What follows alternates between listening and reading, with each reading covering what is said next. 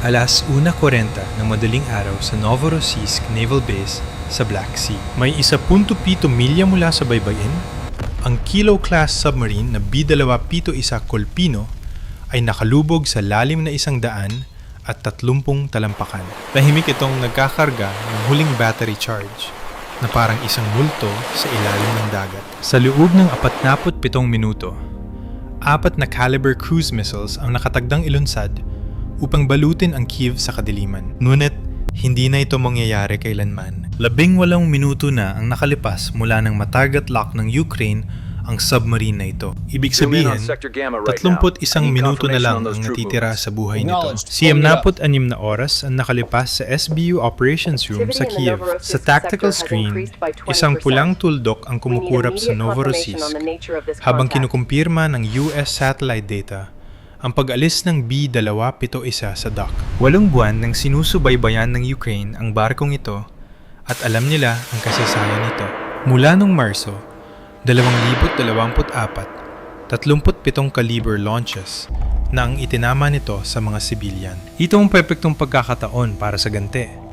Ngunit isa itong deadly equation. Paano mo sisirain ang isang submarine na ginawa para maging invisible sa sonar? Ang Kilo-class ay binansagang black hole dahil ang rubber-coated hull nito ay sumishipsip ng sound waves. Dahil dito, nagiging parang multo ito na hindi kayang detektahin ng tradisyonal na underwater detection. Dito binaligtad ng SBU ang lohika. Hindi nila hahabulin ang submarine gamit ang sonar. Bulag na mata ang uunahin nila bago ang mismong target. Sa mapa, isang pulang bilog ang bumabalot sa Novorossiysk Harbor na nagmamarka sa Zarya Harbor Sonar System. Ito ay isang underwater defense network na nagkakahalaga ng $65 milyong. Kung papasok ang isang Sea Baby habang aktibo ang Zarya, madadetektahan ito sa loob ng ilang segundo at agad na mawawasak. Kaya naman, hindi ito isang ordinaryong hunt. Isa itong malamig at kalkuladong two-phase plan. Una, sirain ang mata. Pagkatapos, patayin ang halimaw. 76 na oras bago ang nakatagdang launch ng B-271. Sa isang FSB checkpoint sa hangganan ng Georgia at Russia, isang commercial Kamaz truck na may dalang frozen fish mula Crimea ang dumaan sa inspeksyon. Binuksan ng mga Russian guard ang cargo bay at tanging 40 foam crates ng frozen tuna mula Sevastopol ang nakita. Hindi nila alam na sa ilalim ng mga isda ay may false floor. At sa ilalim ng false floor na yon ay ang simula ng isang assassination mission. Nakatago sa loob ng Kamaz ang isang 1,800 at 74 na pound Sea Baby surface drone na may 600 at 60 pound RDX warhead. Kasama rin ang 3 Bobber FPV suicide drones na bawat isa ay may 33 pounds na explosives. Mayroon ding military Starlink terminal na encrypted ng AES, 256 at isang high-power infrared laser designator. Ang buong package na ito ay nagkakahalaga ng mas mababa sa $47,000. Ngunit ang layunin nito ay sirain ng isang $65 milyong na defense system para bigyan daan ang pangalawang target na nagkakahalaga ng $450 milyong. Sa ekonomiya ng digmaan, ito ay isang sugal na may napakataas na return on investment. Alas 10 at 15 ng gabi sa isang liblib na dalampasigan, 6.8 milya mula sa Novorossiysk. Sa gitna ng ganap na kadiliman, 3 SBU operatives ang tahimik na nagbaba ng Sea Baby sa tubig. Nabuhay ang control system at sa panig ng Ukraine, isang green status line ang lumabas sa Starlink screen. Ghost 1, you are go for launch. Dahan-dahang lumayo ang Sea Baby mula sa baybayin ng walang ingay ng makina o ilaw. Tanging ang mahinang tapik ng tubig sa black composite hull nito ang maririnig. Nang makalayo na ito sa pampang, lumipat ito sa ghost mode. Ganap nitong pinatay ang mga electric motor at hinayaang tangayin ng natural current sa bilis na 2.1 knots. Walang GPS, walang Starlink, at walang anumang RF emissions. Nag-navigate lamang ito gamit ang inertial guidance at magnetic compass. Ang hull nito ay nababalot ng radar-absorbent coating. Kaya sa radar ng Russia, mukha lamang itong isang lumulutang na troso o patay na hayop sa dagat. Simple lang ang plano at nangangailangan ng matinding pasensya sa loob ng 5 oras at 30 minuto. Aanod ang Sea Baby ng halos 6.2 milya para makalapit sa Zarya nang hindi natutuklasan. Hindi ito pabilisan. Ito ang sining ng pagiging invisible. Ang Zarya Harbor Defense Sonar Array ay hindi lamang isang early warning system. Ito ang puso ng depensa ng Novorossiysk. 6 na hydrophone clusters ang walang tigil na nakikinig sa ilalim ng dagat. Mula sa mahinang ugong ng diesel engines hanggang sa ingay ng mga isda. Gumagamit ito ng AI para itugma ang bawat tunog sa libu-libong nakastore na signatures na may halos 0 false alarms. Agad na nafi-filter ang mga fishing boats at balyena. Ngunit ang isang UUV na may tunog ng electric motor ay manti-trigger ng red alert at magpapadala ng patrol boats sa loob ng 90 segundo. Sa papel, ang Zarya ay perpekto. Ngunit ang kahinaan nito ay simple lang. Isa itong fixed hardware. At ang fixed hardware ay kayang sirain 11 at 47 minuto ng gabi. Pagkatapos ng higit 5 oras na pag-anod, narating ng Sea Baby ang posisyon na 0.62 milya mula sa Zarya. Ito ang ideal striking distance. Ngunit dito, lumitaw ang isang malaking problema. Sa burol sa likod ng harbor, merong Pantsir S1 battery na nag-i-scan sa langit 24 sa 7. Sa sandaling buksan ng Sea Baby ang electric motors nito, sapat na ang init nito para makita ng infrared sensors. Isang 5 pito, 6 missile ang kailangan lamang ng 6 na segundo para wasakin ito. Hindi na kailangang lumapit pa ng Sea Baby dahil handa na ang 2 pawns para sa sandaling ito. 16 na minuto ang lumipas mula sa posisyong 2.6 na milya mula sa harbor. 2 bobber FPV drones ang sabay na inilunsad sa taas na 50 talampakan. Lumilipad sila sa ilalim ng threshold ng low-altitude radar coverage. Hindi ang Zarya ang kanilang target. Ang tunay nilang pakay ay ang 2 electrical substations na nagpapatakbo sa buong naval base. Ito ang atake na hindi inaasahan ng Russia. Sirain ang power grid para magbukas ang pinto sa underwater war. Tumama ang buber isa sa eastern substation. Sumabog ang 33-pound charge nito. Nagliyab ang transformer oil at lumekha ng malaking apoy sa gitna ng gabi. 4 na segundo ang lumipas, tumama ang bobber 2 sa western station. Nag-overload ang harbor grid, bumagsak ang mga breaker, at sa isang iglap, nawalan ng kuryente ang Novorossiysk Naval Base. Patay ang mga ilaw, radar at mga kamera. Tumigil din sa paggana ang Zarya. Gumana ang backup power. Ngunit kailangan ng system ng eksaktong 80 segundo para mag-reboot. Ito ang pagkakataon na hinihintay ng Sea Baby. 12 at 7 ng madaling araw. Matapos ang matagal na paghihintay, pinagana ng Sea Baby ang mga motor nito sa maximum power. 2 15 kilowatt motors ang nagpatakbo sa drone sa bilis na 45 knots diretso sa Zarya. Kung magiging maayos ang lahat, tatama ito sa loob ng 47 segundo. Sa kalkulasyon, may 33 segundong safety margin ang Ukraine. Ngunit sa digmaan, walang segundong maituturing na ligtas. Nang mawala ng kuryente ang base, agad na sinunod ng Russia ang emergency protocol. Isang ka-27 PL anti-submarine helicopter ang agad na lumipad. Agad na nakita ng Octopus M radar nito ang mabilis na target sa ibabaw ng tubig. Bumaba ang ka-27 at naganda na maglabas ng sonar buoys. Kung ma-activate ang mga sonar buoy na yon, matotorpedo ang Sea Baby sa loob ng 30 segundo. Dito na inilabas ng Ukraine ang huling alas nila. 12 at 8 minuto ng madaling araw.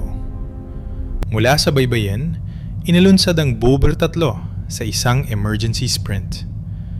Diretso itong lumipad sa Zoom in on pinakamainit na Sector Gamma thermal right now. signature sa I need langit, confirmation on those troop ang movements. tail section ng Acknowledged. Pulling it up. Ka-27. Nakapokus ang Russian pilot sa target sa tubig, kaya hindi niya nakita ang panganib mula sa likuran. Wala pang isang minuto, tumama ang Bobber 3 sa tail rotor. Nasira ang balance system ng helicopter. Nawala ng kontrol ang Ka-27 at napilitang mag-emergency landing, dala ang mga sandatang hindi na nito nagamit. Wala na ang banta mula sa langit. Ang Sea Baby ay 525 talampakan na lang mula sa Zarya. Ang sonar system ay nasa 80% na ng rebooting process. Ilang segundo na lang bago muling maging aktibo. Ngunit hindi na muling nakadilat ang mata ng Zarya. Sa ganap na 2:10 ng madaling araw, bumangga ang Sea Baby sa konkretong pundasyon ng hydrophone clusters. Sumabog sa ilalim ng tubig ang 660 pounds ng RDX. Ang shockwaves ay mabilis na naglakbay at winasak ang istruktura na parang isang higanting buto na nabali. Nadurog ang 6 na sonar clusters, naputol ang fiber optic lines, at gumuho ang 44 na toneladang pundasyon sa ilalim ng dagat. Isang segundo ang lumipas, naging pula ang display sa command center at tuluyan ng namatay. Sa sandaling iyon, naging bulag na ang Novorossiysk Naval Base sa anumang underwater threats. 12 ng madaling araw, 11 milya sa silangan ng pinagsabugan, sa gitna ng madilim na tubig, may isa pang anino na gumalaw. Hindi ito Sea Baby.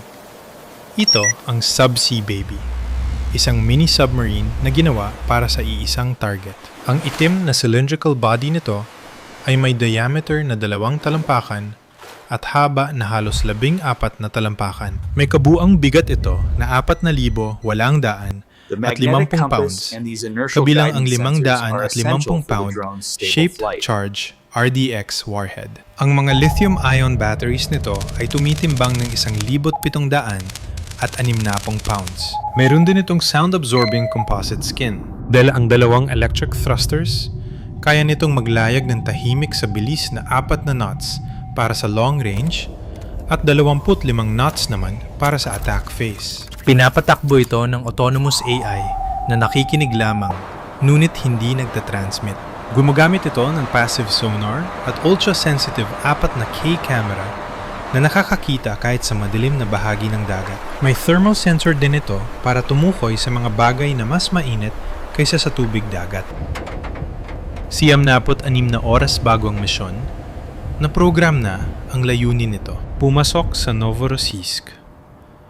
Maghintay ng kumpirmasyon na wasak na ang Zarya. Hanapin ang B-27 Kolpino at tapusin ito. Isang encrypted message mula sa Kiev ang dumating sa pamamagitan ng undersea fiber line. Zarya down.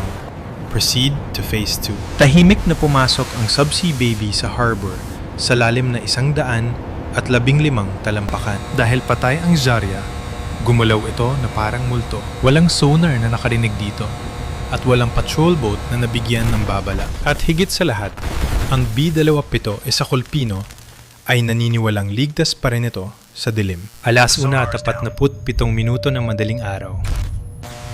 Matapos ang mahigit 1 oras na pag-scan gamit ang passive sonar, nasagap ng Subsea Baby ang mga karaniwang tunog ng dagat. Ngunit biglang may lumitaw na kakaibang ritmo na hindi galing sa kalikasan. Isang 33 Hz na ugong ang naririnig bawat 1.2 segundo mula sa bearing 287 degree. Agad itong tinugma ng AI at naglabas ng resulta na may 4.7%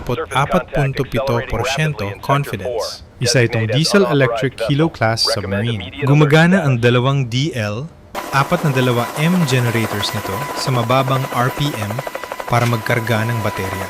Ito na ang B-271 Kolpino. Nagbago ng kurso ang Subsea Baby at lumapit sa bilis na 4 na knots. Pumasok ito sa likurang bahagi ng submarine sa tinatawag na baffle zone.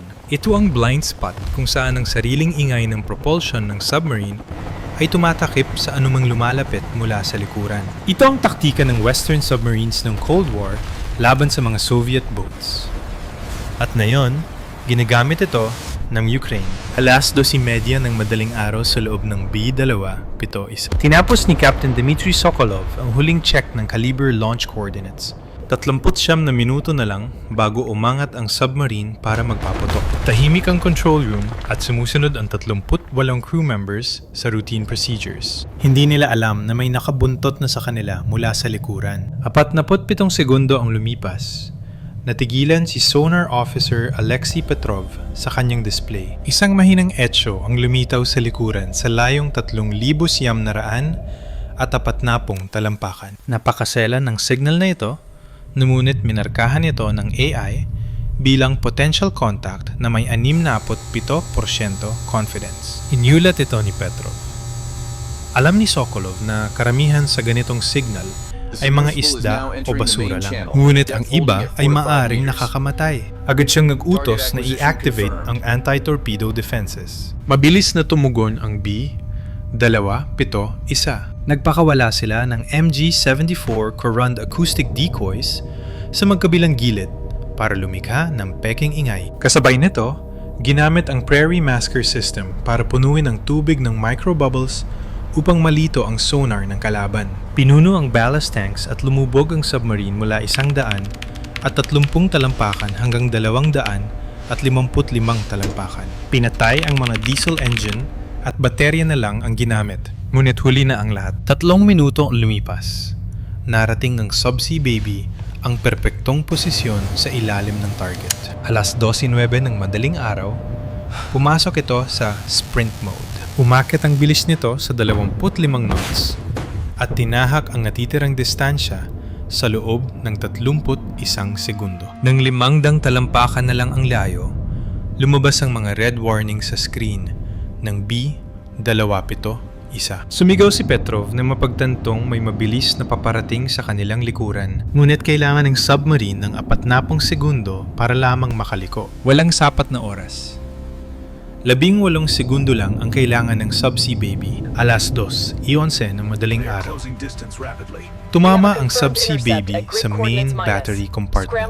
Sa bilis na 25 knots, ang kinetic energy nito ay sapat na para magdulot ng matinding pinsala. Ngunit ang nakamamatay na dagok ay galing sa 500 at 50-pound shaped charge RDX. Sa sandaling tumama ito, isang plasma jet ang bumutas sa HY-80 steel hull ng submarine. Sa labas, maliit na butas lang ang makikita. Ngunit sa loob, nagkaroon ng marahas na rupture sa pressure hull. Sa isang iglap, nawala ang pagiging stealth ng black hole. Pumasok ang superheated steam at nasusunog na gas sa weapons bay. Isang test 70 sa torpedo ang sumabog, na sinundan pa ng isa. Nagdulot ito ng sunod-sunod na pagsabog na katumbas ng higit 4 na toneladang TNT. Nahati ang Kilo-class submarine sa 3 bahagi sa loob lamang ng 4 na segundo. Sa ibabaw ng dagat, isang malaking column ng tubig ang pumailan lang.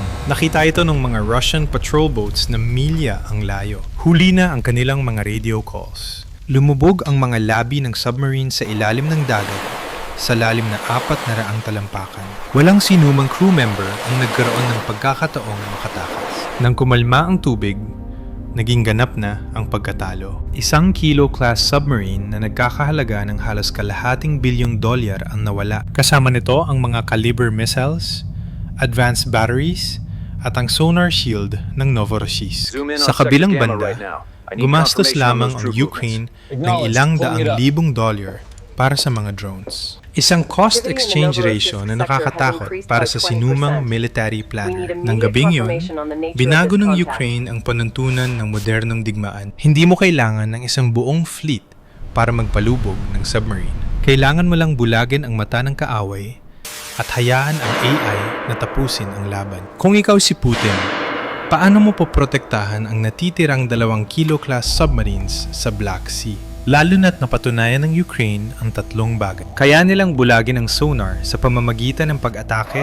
sa electrical infrastructure. Kaya nilang manghuli ng submarine gamit ang multi-sensor AI sa halip na tradisyonal na sonar. At kaya nilang pumasok sa baffle zone, Ang blind spot sa likuran kung saan walang laban ang anumang submarine. Ano ang The pipiliin hidden mo? compartment is Mas seamlessly mahigpit na integrated patrol, beneath the standard cargo bagong deck, sonar layer, storing a o disassembled ang pagtanggap reconnaissance sa drone. katotohanan na sa ilalim ng dagat, wala nang tinatawag na ganap na kaligtasan. Ikomento ang iyong defensive strategy.